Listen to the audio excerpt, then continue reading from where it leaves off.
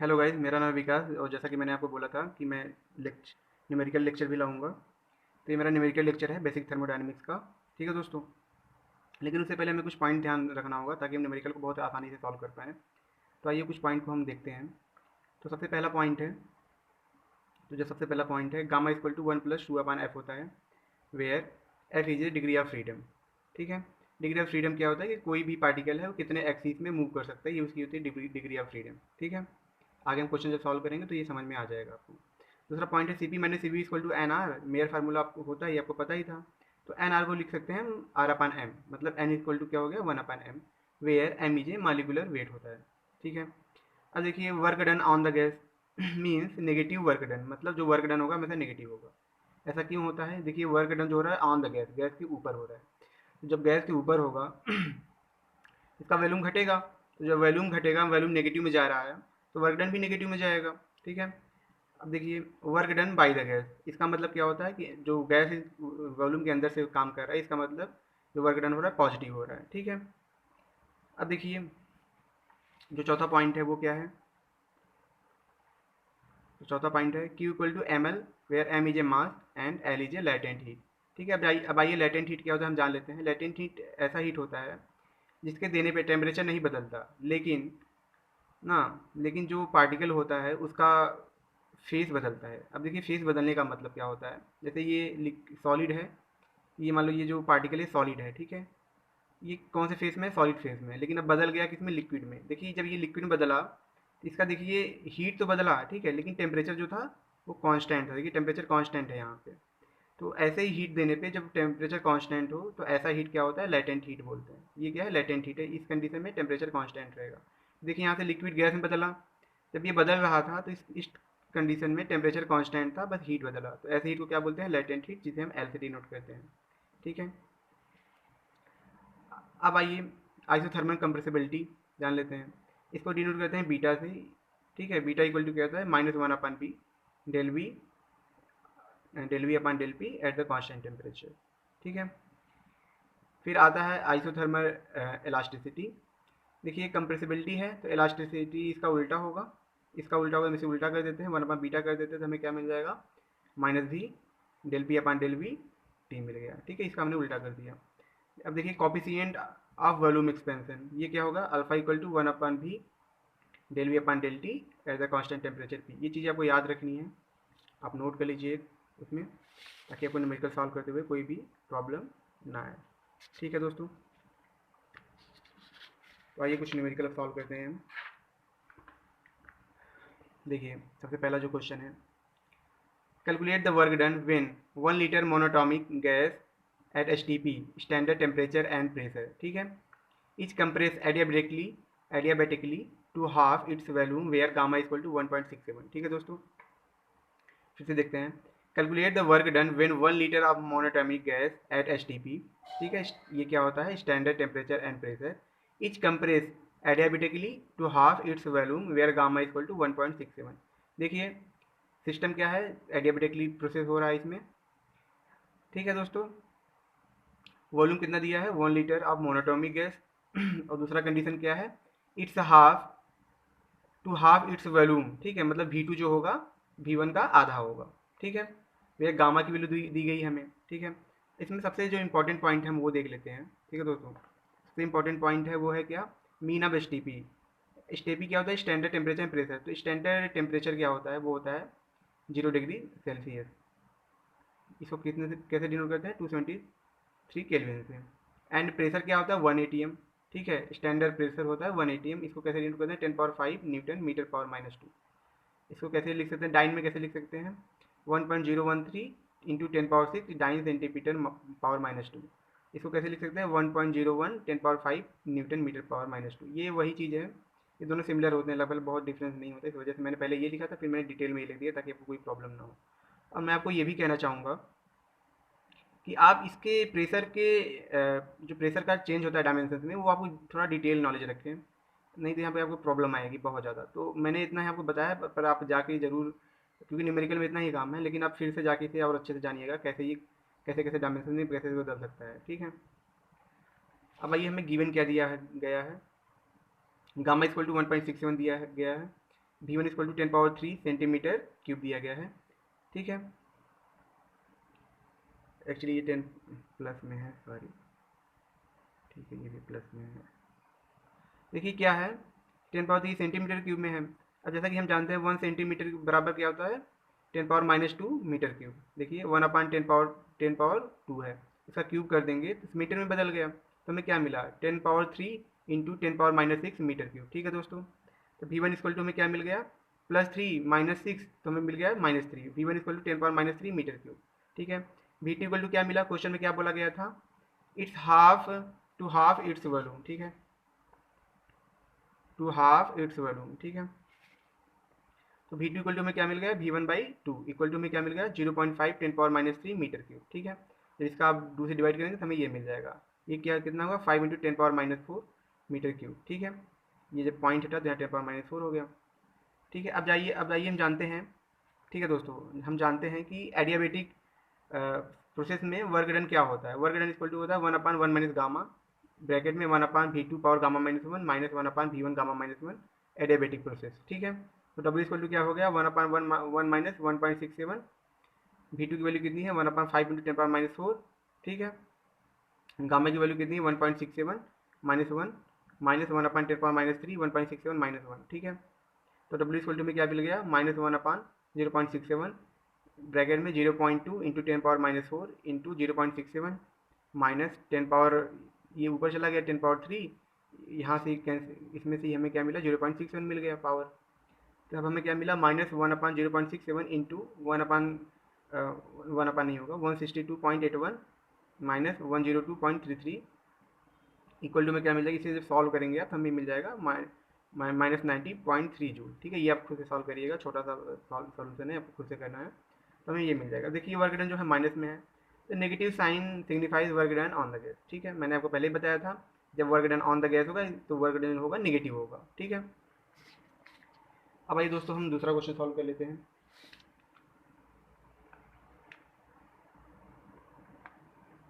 देखिए दूसरा क्वेश्चन जो है ये क्या है,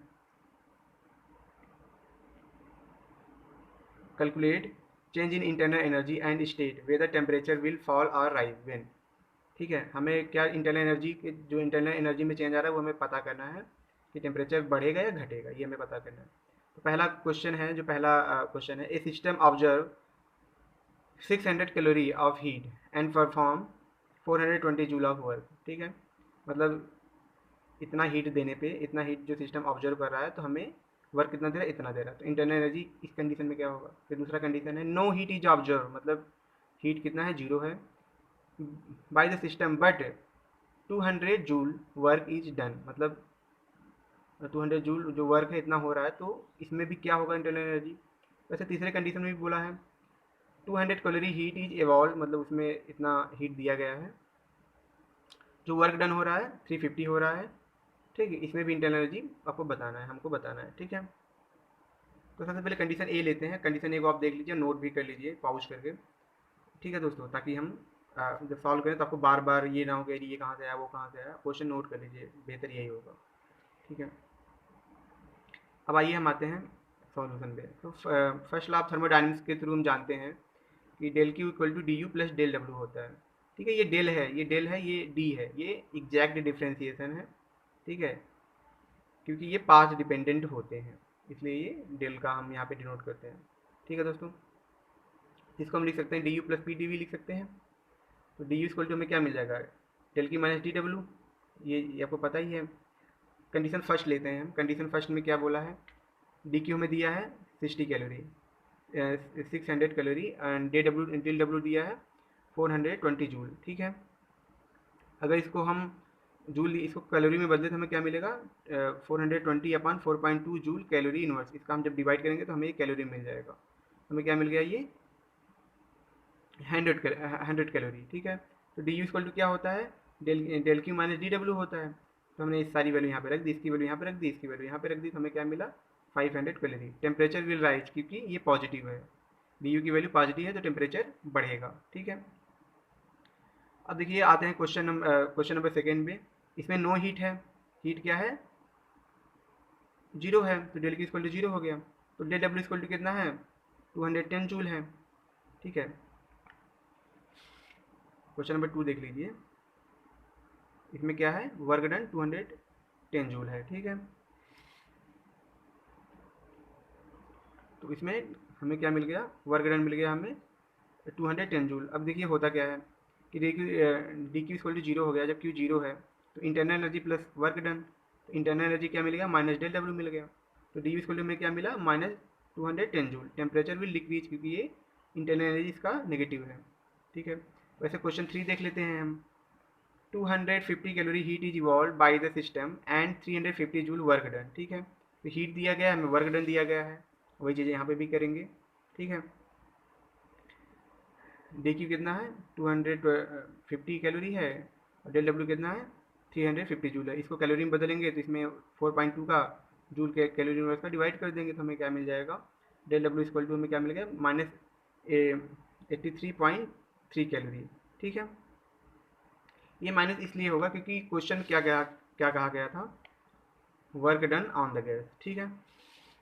जब work done on the gas तो माइनस में हो जाएगा, तो डी इक्वल टू हमें क्या मिल जाएगा, D Q minus D W होता है।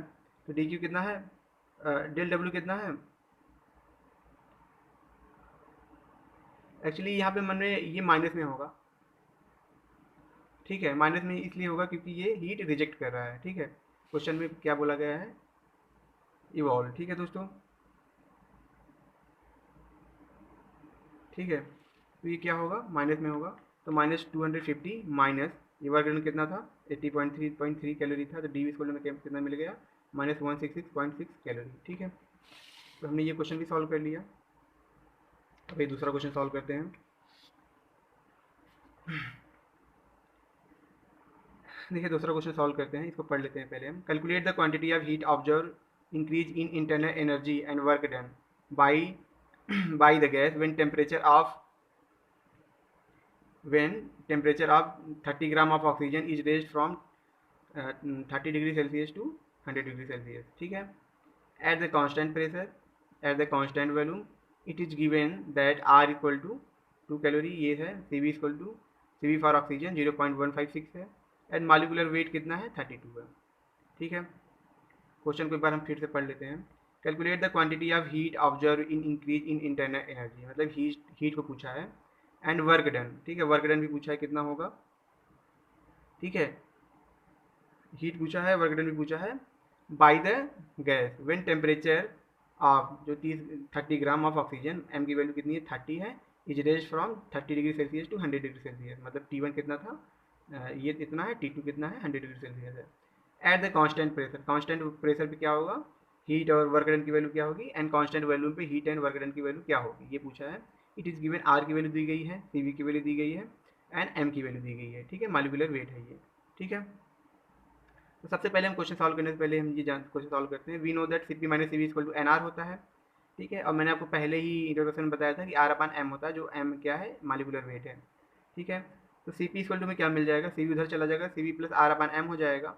तो सी वी की वैल्यू दी गई है 0.156, ठीक है, यहाँ पे, और आर की वैल्यू 2 की दी गई है, एम की वैल्यू कितनी है, 32 है, मालिकुलर वेट 32 है।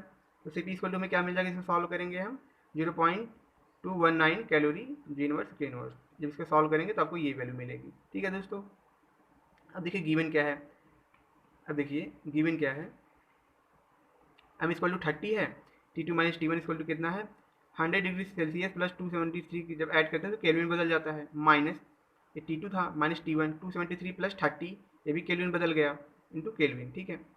तो ये 270 से 273 कैंसिल हो गया, 100 माइनस 30, तो हमें क्या मिला, 70 डिग्री सेल्सियस, 70 केल्विन मिला, ठीक है।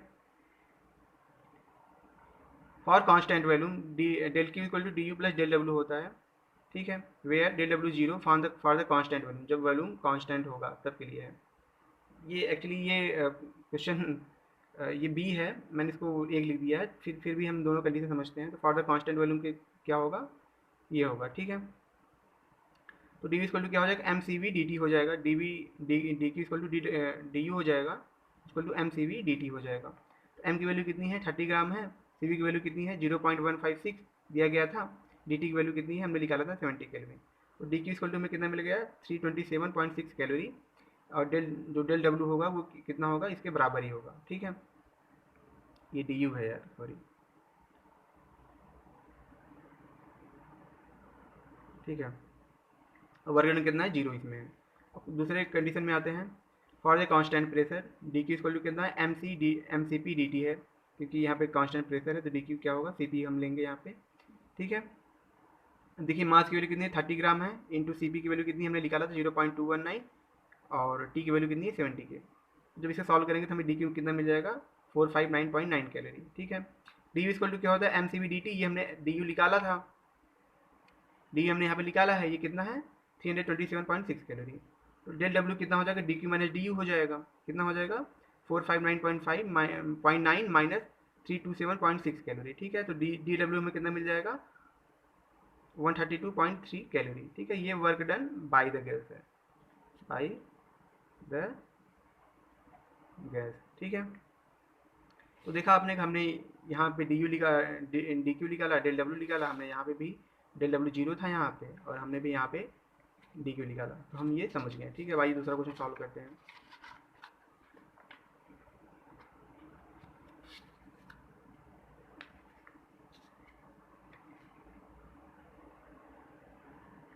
ठीक है दोस्तों,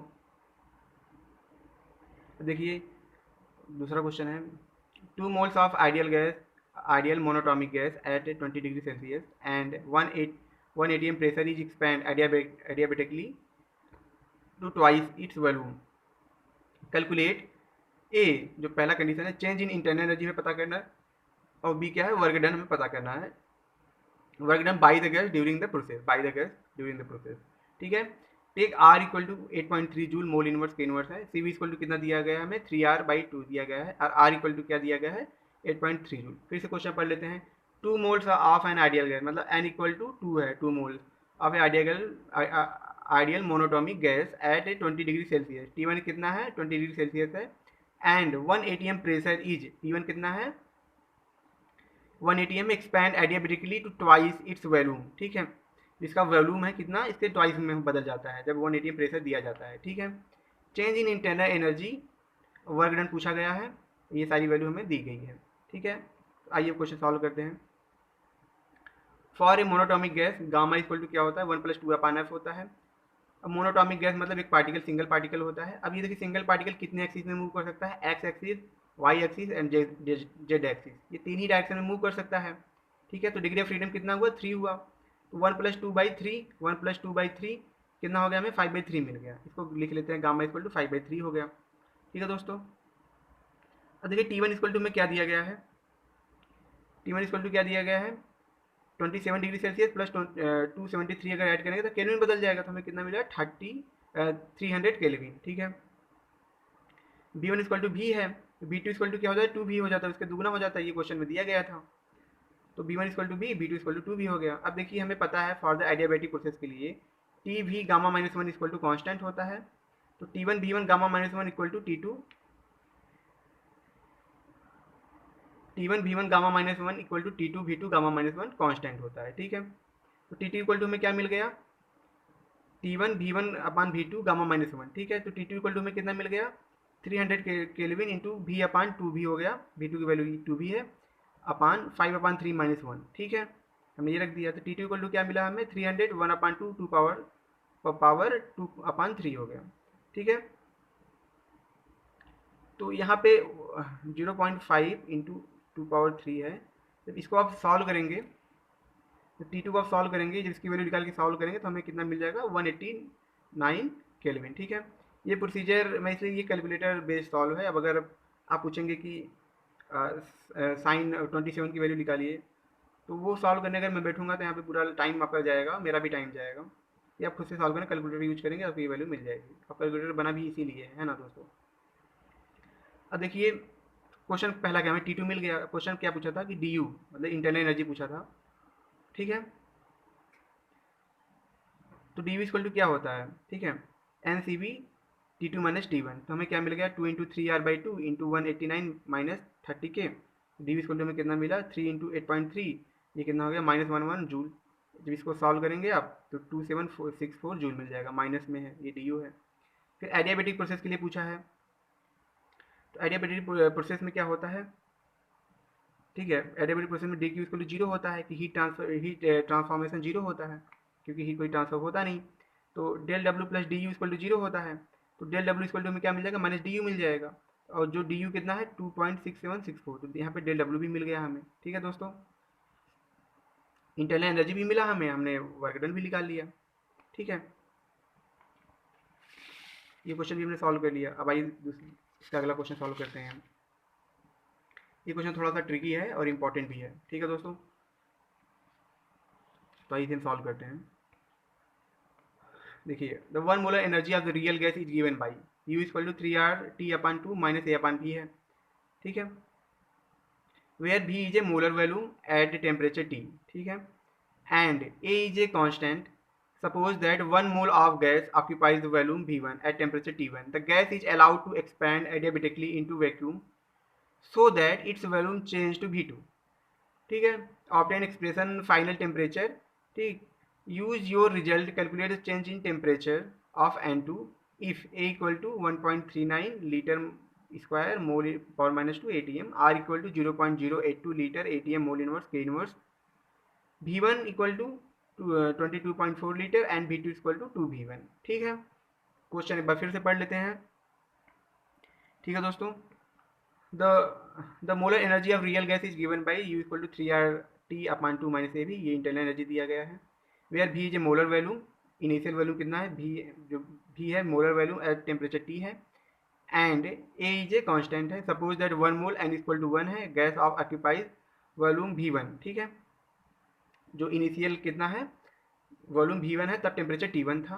gas is allowed to expand, जब वो एक्सपैंड हुआ adiabatically into the vacuum so that its volume change to V2। ठीक है, कितना हुआ, ये चेंज हुआ कितने कितने में, V2 में चेंज हो गया जब ये एक्सपैंड हुआ। ठीक है, तो V2 इक्वल टू कितना है, ये V2 है। Obtain expression for the final temperature. ठीक है, use your result, calculate the change in temperature. Delta T पूछा है, टेम्परेचर में चेंज कितना आएगा ऑफ N2। ठीक है, जब वो एक्सपैंड कर जाता है। इफ A इक्वल टू 1.39 दिया गया है, R इक्वल टू ये दिया गया है, V1 इक्वल टू ये दिया गया है, V2 इक्वल टू ये दिया गया है। ठीक है, तो आइए इसे सॉल्व करते हैं। तो सबसे पहले हम ये जान लेते हैं, देखिए ये पहले ये वॉल्यूम था। ठीक है, तो इसका क्या था, इंटरनल एनर्जी U है, टेम्परेचर T1 था और वॉल्यूम V1 था।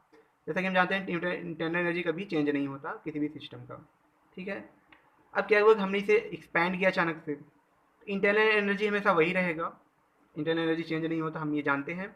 T2 इक्वल टू में क्या मिल जाएगा, मतलब जो टेम्परेचर है T2 हो गया और जो फाइनल वैल्यू में V2 हो गया, और V2 इक्वल टू में क्या दिया गया था, 2V1 दिया गया था। देखिए यहाँ पे 2V1 दिया गया है। ठीक है, अब देखिए U इक्वल टू क्या होता है, 3/2 RT1 होता है minus A/V1। U equal to क्या होता है, 3/2 RT2 माइनस A/V2। ठीक है, तो देखिए ये भी U है, ये भी U है, इसका मतलब ये दोनों एक दूसरे के बराबर है। ये इक्वेशन, जब ये इक्वेशन एक दूसरे के बराबर है तो हमें क्या मिल गया, 3/2 RT1 minus A/V1 equal to 3/2 RT2 minus A/V2।